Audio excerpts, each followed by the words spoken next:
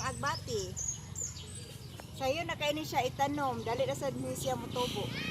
Ni ang agbatihan sa kong mama, mo ni iyang mga tanom. Naapod siya itanom nga eggplant. Naapod siya itanom nga mga sili nga kuan siya, sili espada. Naasa siya itanom nga sibuyas dahonan. Nasa siya itanom nga mani. So mao na siya ang tinanom sa akong mama. So karon nanguha ko og agbati kay mag-utan ni si G. Diba, Jing? Yes. Mukhaan ka utan, Jing? Kung ing anak. Nice kayo diri, Jing. Ha? Nice kayo matuan. Iba man ka? Ha? Iba ka? Dararay nila. Dira. Dali, oh.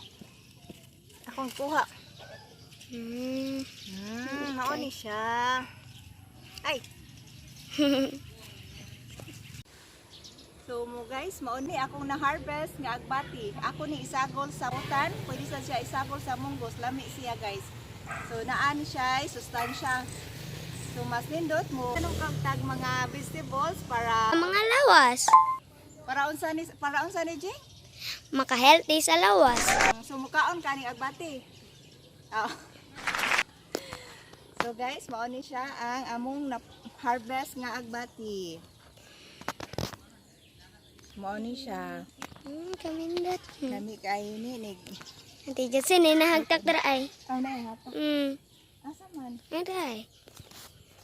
Ay, sabi. Wala man gud. Daray. Uy! Mauni siya among na-harvest. Salamat sa akong mama sa iyang pagkakugihan sa pagtanom og mga utanon. So karon naka-free mi, wa mi kapalit og utanon kay naaman mi agbati, naasad mi kamunggay, naasad mi